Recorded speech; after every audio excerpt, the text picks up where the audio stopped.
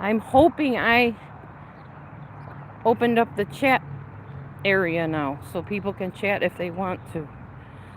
I don't know. I'm having some trouble with my abilities on this YouTube lately with these weird ways that the videos open up. Anyhow, I'm concluding, I guess, my walk, which should be about another, I don't know, I think I ended at like 12 minutes or something. So probably another 14, 15, 16, 17, 18, another 8 minutes maybe, 9 minutes. Something like that. I don't know. This is part 2. There we go. Now the chat is working. Hello. I keep forgetting that when I do my private videos, I forget to switch over to public so that people can chat if they want to. So I will definitely unlock part 1 if I didn't already do that, so that you can watch the first part of what I'm babbling about. I was talking about gypsies and police officers shooting animals that are chained up and leashed according to the law, which makes no sense to me. I did not read the article because it so disgusted me and disturbed me that I didn't want to hear any more about it.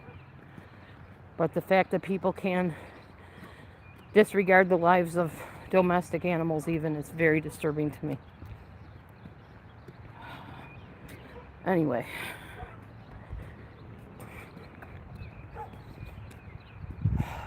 Just getting some deep breaths in here because I've actually been walking a while already. So, the adrenaline is going. So, planned for today, food pantry. And that's pretty much it. Just the food pantry. I have no other plans at all.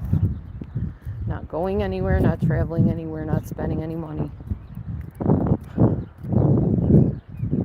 Oh, and also figured out that I don't do well with certain foods, which we already knew. I just keep thinking, I guess, like months ahead of time, ahead of when I figure this out, that,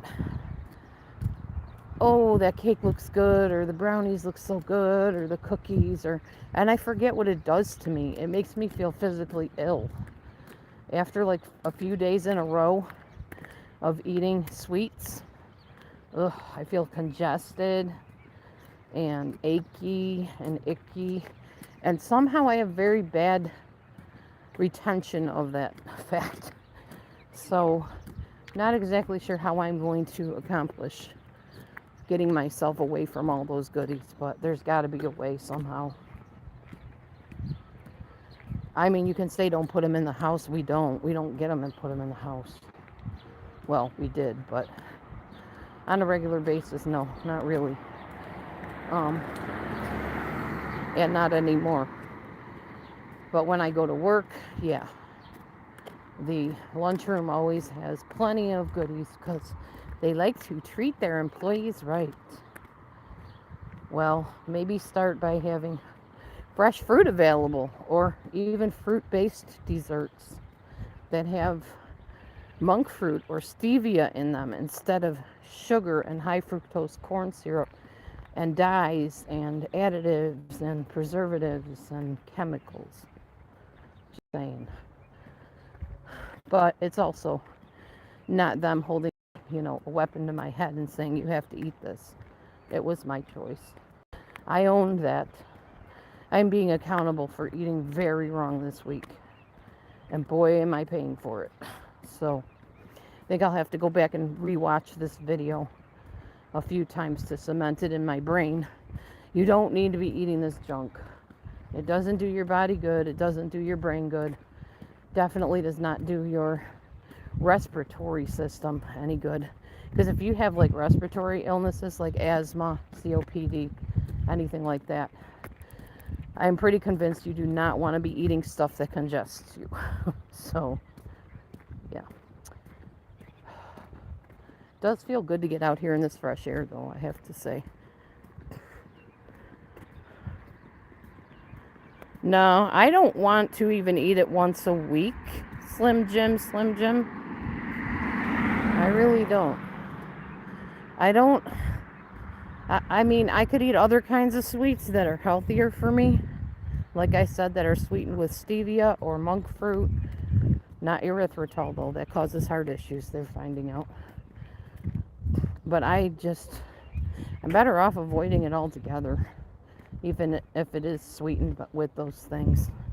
Because you get that taste in your mouth and your neurotransmitters start thinking, oh, well, we like this. And then they crave more. And that's what ends up happening. You just keep on eating it.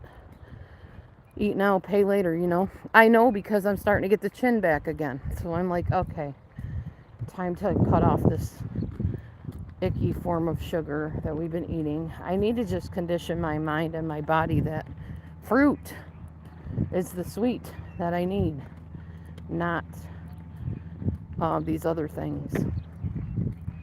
We'll see how that works. Anyway. Ugh, it's really muggy out today. It's nice out. Blue skies, kind of. I mean, they're kind of overcast blue skies. It looks like it might rain any minute. But it's comfortable as far as it's not cold. It's not beastly hot, but it's very sticky, muggy, humid, like. And that's not fun either, so. Hello, second person who came into the room. I hope you'll stay and not disappear. But if you do, I will not fault you.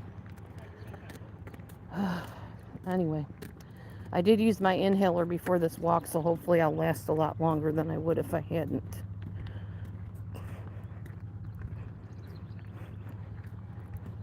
I'm turning my chat to live chat in case anybody comes in. Good morning, third person that came in. Whew. So, what's new with you guys? Anything exciting happening in your life? Any good plans coming up? I think this video is almost done because I'm at 7:16 or 7:17. And I only will have to walk till 9.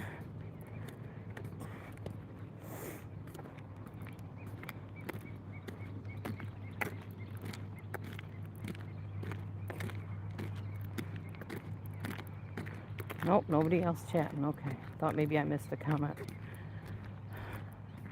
It does feel good to be able to sleep in a little bit and not have to go to work. I have not had my chat with Amber. We're reading the book of Job. Haven't had that chat yet, so it's probably going to have to wait till after the food pantry. So, timing-wise, it works out better to just do that first and then come back and talk to her, because talking to her will be a little bit of a lengthy process. I've seen all kinds of weird random stuff on my sidewalks. Not even sidewalks, but the side of the street. A pair of underwear, a sock, and it's not mine, not my husband's. I don't know whose it is. Just maybe random kids or something that venture down our street and toss stuff. I have no idea. They're little sock, like about this big. I don't know, weird stuff to see on the side of the road. Makes you wonder sometimes, you know. So, we are going down the road together today, all of you and me. We're almost done though. The walk is almost finished. And I'll be starting my Shailene Johnson. I finally figured out what that is that she did, by the way, y'all. It's called Turbo Jam. I'll be starting Shailene's Turbo Jam and adding that to my repertoire of my 3 exercises I do during the week. But I think I am going to do what Ash Lane said to do, which is start out with lower intensity and then gradually build it back up. Or maybe you start out with higher intensity and take away, I don't know, whatever. You alternate the intensity so that your body does not get used to what you're doing, because the body is not stupid and it's very adaptable. So the body's main thing is to keep you alive. And if it gets wind of the idea that you're either starving yourself, not eating enough calories, or taking away something that it sees as necessary for life sustenance, it will fight you every step of the way, which means it will put on fat to protect you from dying. So you want to trick your body by not doing the same thing all the time. So if you lift 10 reps the one time, then you got to lower it down to 6 reps the time, or alternate it in some fashion so that your body has no clue what you're doing. Confuse your body. That's what you basically have to do. Confuse it. And of course, eat right besides that. So something I have not mastered. I thought I had. I ate one treat one day, and one treat became many treats, and yeah, it just escalated from there. The biggest thing for me, I know I want to lose the weight, of course, and I've been feverishly working at that endlessly in many different ways. But probably more than that, I do not want to lose my good eyesight. And sugar crystals in my body will take away all the progress I just did to get a lesser prescription for my glasses. And then I'll be going back to the eye doctors and saying, I can't see again, everything's blurry. And he's going to tell me, well, yeah, your eyes got worse. I don't want to hear that. I don't want to know that I jeopardized my good eyesight by my stupid eating. So my plan is to get back on track before it's too late. That means saying no to all good things that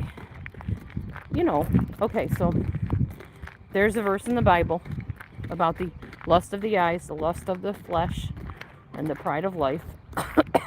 There's also a verse that says, I will set no wicked thing before my eyes. Well, when something does damage to your body and makes you feel like crud, in my book, that's a wicked thing. So the first step of me conquering this is to stop looking at that stuff. Don't walk down the candy aisle. Don't walk down the cake aisle or the cookie aisle.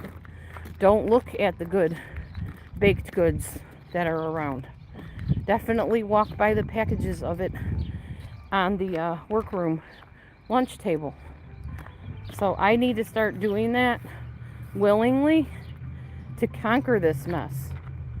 I'm going to have to just will myself to stay away from that stuff and not even look at it. I didn't even think about that. Okay, so when you see a goodie, the first thing you do is look at it, and then you start thinking, oh my gosh, chocolate fudge. Oh, that would taste so good in my mouth. And I could just picture what it tastes like because I've eaten it before. So those neurotransmitters are there to remind me, oh, that was yummy last time you ate it. So the first step is to not get that first point of contact, which is the sight. I will set no wicked thing before my eyes means don't even look at it. Don't even look upon it. In fact, if you think about it in the Bible, there were many instances where they looked upon something. Sometimes it was a positive thing, like they looked upon the serpent on the pole and they were healed. And there were other times where Yahweh God said, don't even look upon it. Don't even look upon sin. So I think he's been teaching me something through this. But I don't want to learn the lesson the hard way with being told that I have cataracts, have to have needles in my eyes to, reduce the swelling or whatever. I can't find the keys. So, I'm going to see if they're in my purse. Yeah, they're in my purse. We're about to head out to the food pantry, y'all. So I don't want to lose all the progress, and I don't want to go through torture and pain that I don't need to go through. The thought of getting shots in my eyes is terrifying to me. I know some people would say, well, it's not that bad. It just pinches for a minute. No, thank you. I don't even want to be pinched for a minute. Do you? I mean, if I gave you a choice, do you want me to poke you in the eye one time or not at all? I don't want to be poked at all. So I prefer to be smart about things and don't even look at stuff like that. Because the next thing after looking is thinking and tasting. And then habit forms. Once it's a habit, it's very difficult, not impossible, but it's difficult to start over and form better habits. If the best thing is don't form the habit in the first place. Don't hit the first point of contact, which is sight. So that's what I've learned for this week. Don't even look upon the contraband, the non-compliant so-called food that the marketing industry has made for us to crave more and hit the dopamine in our brain to basically make us addicted and high. So yeah, lesson learned. Anyway, I'm gonna go. It's time for the food pantry. Thanks for watching. Sorry I didn't have chat on part 1, which you probably haven't seen yet because I think it's still unlisted. I will list it when I get home, so you'll see part 1 and part 2. Have a blessed day, everybody. Shalom. Shabbat shalom. It is Shabbat today, and I'm off. Be blessed.